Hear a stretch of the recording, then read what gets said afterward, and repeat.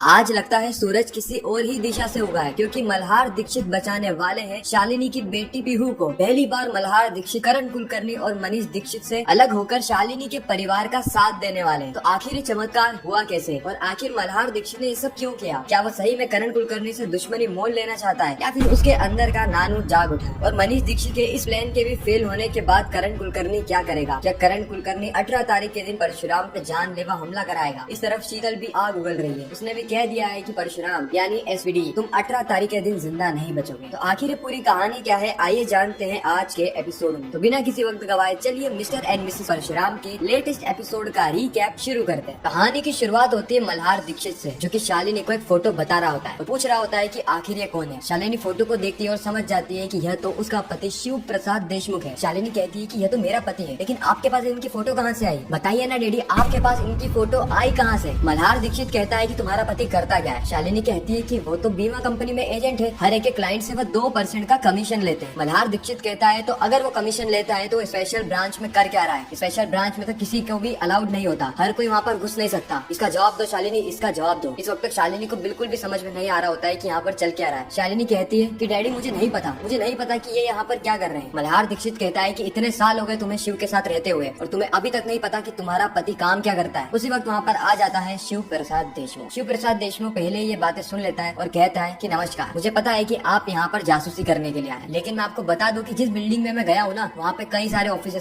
सिर्फ special branch का ही office नहीं है। और वहाँ पर मुझे एक बहुत बड़ा क्लाइंट भी मिला है। मेरे क्लाइंट का वहाँ पर ऑफिस है जिसने 5 करोड़ का बीमा करवाया है और मुझे मिला है 2% का कमीशन। अभी तक की लाइफ टाइम की सबसे बड़ी डील मैंने करी है। हाँ, आपके जैसे ज्यादा पैसे नहीं है मेरे पास, लेकिन मैं ईमानदारी का काम करता हूँ, एकदम व्हाइट मनी का काम। मैं पुलिस से डरता नहीं हूँ, क्योंकि मैं अपराधी नहीं हूँ ना आपकी तरह। मल्हार दीक्षित कहता है कि बहुत हो गया, मैं जब भी इस घर में आता हूँ मेरी बेइज्जती ही होती है। शालिनी, तुमने आज से 11 साल पहले भी बहुत बड़ी गलती करी थी इस आदमी के साथ शादी करके, और आज भी तुम गलती कर रही हो केस वापस ना लेकर। पहले भी तुम्हारी जिंदगी बर्बाद हुई थी और अब भी तुम्हारी जिंदगी बर्बाद होने वाली है। खैर, इतना कहकर मल्हार दीक्षित वहाँ से जा रहा होता है, लेकिन वो पलटता है और कहता है कि अच्छा है कि मैं यहाँ पे सही टाइम पर आ गया, नहीं तो तुम दोनों को पता नहीं है कि बाहर एक गुंडा इंतजार कर रहा था शालिनी पे हमला करने का। अगर मैं नहीं आता ना तो वह गुंडा शालिनी पर हमला भी कर देता। इसीलिए तुम्हारे पास ज्यादा दिन नहीं बचे, अपना निर्णय बदल लो, क्योंकि 18 तारीख के दिन कुछ तो बड़ा होगा। वो करण कुलकर्णी चुपचाप रहने वालों में से नहीं है, तो तुम्हारे परिवार पे जानलेवा हमला करवाएगा। इतना कहकर मल्हार दीक्षित वहाँ से चला जाता है। इस तरह हम शालिनी को देखते हैं जो कि रो रही होती है, क्योंकि उसने अपने पिता को बार बार रोकने की कोशिश करी कि इतने समय के बाद वो घर पर आए तो कम से कम चाय नाश्ता तो करके जाएं। लेकिन मल्हार दीक्षित ने तो साफ तौर पे शालिनी को कह दिया कि मेरा तुमसे किसी भी प्रकार का रिश्ता नहीं है, और हाँ, मैं तुम्हें यहाँ पर वार्निंग देने के लिए आया था ताकि तुम अपने केस को वापस ले लो, नहीं तो तुम्हारे परिवार के साथ बहुत बुरा होने वाला है। ये बातें कहीं ना कहीं शालिनी के दिमाग में घूम रही होती है। एक तो वो अपने परिवार से बहुत ज्यादा प्यार करती है और दूसरी तरफ वो करण कुलकर्णी, जो कि उसी के परिवार पे हमला कराने के पीछे लगा हुआ है। कितनी ही जानलेवा धमकियां तो वो पहले ही दे चुका है। इस वक्त तक शिव प्रसाद देशमुख अपनी पत्नी शालिनी को आश्वासन देते हुए कहता है कि शालिनी तुम डरो मत, कुछ नहीं होगा, कुछ नहीं होगा। और वैसे भी अगर करण कुलकर्णी के गुंडे ने गोली चलाई ना, तो वह गोली तुमसे पहले मुझ पे आके लगेगी। मैं तुम्हें कुछ नहीं होने दूंगा, मैं पूरे परिवार को कुछ नहीं होने दूंगा। उस वक्त शालिनी कहती कि नहीं शिव, ऐसा मत कहो कि मैं तुम्हारे बिना जी नहीं सकती। मेरे परिवार में केवल और केवल तुम और मेरे दोनों ही बच्चे हैं। दूसरे परिवार ने तो मुझे छोड़ दिया है और मुझे अपनाना भी नहीं चाहते, इसीलिए तुमको खोना मैं बिल्कुल भी अफोर्ड नहीं कर सकती। इतना कहकर शालिनी रोने लगती है। शिव प्रसाद देशमुख शालिनी को गले लगाता और कहता है कि हमारे साथ परशुराम है शालिनी, हमारे साथ परशुराम है। इस तरफ हम देखते हैं संकल्प और उसके भाई को, जो कि मनीष दीक्षित से कह रहे होते हैं कि हमें पूरे परिवार के साथ मेले में जाना चाहिए। मनीष दीक्षित कहता है कि तुम्हारा दिमाग खराब हो चुका है, मेले में जाना है तुम्हें, उस मिडिल क्लास से मेले में? लगता है तुम्हारे दिमाग में भी शालिनी और शिव प्रसाद देशमुख की ही तरह मिडिल क्लास का कीड़ा चढ़ गया है। फालतू की बातें कर रहे हो। अगर कहीं जाना है तो अच्छे बिजनेस इवेंट में जाओ, कार्निवल में जाओ, फॉरेन जाओ, मुंबई जाओ, कहीं तो जाओ, लेकिन इस जगह बिल्कुल भी नहीं।